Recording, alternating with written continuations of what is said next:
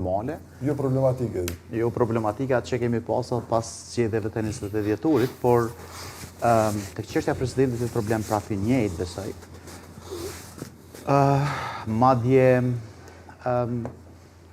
ndërmjet asaj që kisha pas dëshirë dhe asaj që sinqerisht mendoj që të ndodh, fatkeqësisht është bukur një distancë e madhe.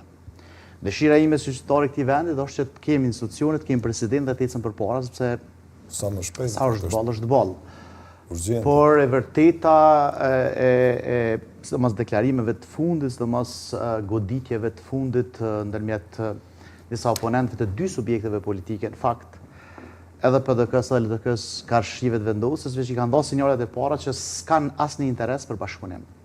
Këto subjektet opozitare apo të gjitha së bashku? Tani, kur flasëm për zgjidhjet problemit, unë gjithmonë idenë e kam tek PDK-ja dhe LDK-ja, sepse vetëm me këto dy subjekte politike veç e veç mund të arrijë deri te zgjedhja e presidentit, duke u bashkangjitur kuptohet edhe minoriteti serb. Përndryshe nëse këto dy subjekte politike abstenojnë në proces, në kuptimin që s'dëshirojnë me marrë pjesë, sepse ato s'tojnë që s'duam, po kërkesat e tyre janë të parritshme, atëherë fatkeqësisht mbetet gjë tjetër vetëm se shkojnë drejtim të zgjedhjeve. Dhe ato janë të pashmangshme nëse 60 ditë pas konstituimit të Kuvendit të Republikës së Kosovës nuk zgjedhet presidenti.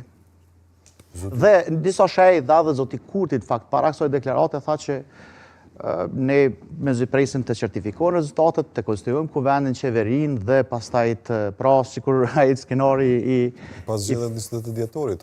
I fundvitit të kaluar. Një farë déjà vu-je. Po, ne kemi thënë në mënyrë të vazhdueshme që subjektet politike opozitare nuk e arritën atë që e synonin në fakt. Mendojnë që me zonin Osmani po krijoi një momentum i ri për ta dëmtuar zotin Kurti, në fakt që doli që ishte shumë minimal, pra nuk kishte substanciale ndryshim. Në anën tjetër, Partia Demokratike i ka që disa kohë që vuan për një leadership të fortë brenda saj, dhe është ndërpritje të vendimit të gjykatës speciale që unë personalisht, po besoj që shumica e qytetarëve shpresojmë që të jetë pozitiv dhe ata të kthehen.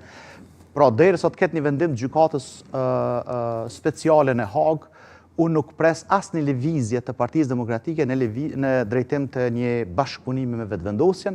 Dhe PDK-ja në fakt ka qenë ngurt, nuk është deklaruar shumë në këtë fazë. Po sepse është pak a shumë ato që realisht u shtadhen në publik, edhe ka thënë zoti Kurti që në PDK ka shumë rrymë. Shumë grupe rryma ose shumë zëra të cilët realisht është vështirë me i unifiku, po nikosisht edhe LDK-ja besoj që të kaloj të njëjtën fazë, sepse brenda LDK-s tash LDK-ja po vlen drejt.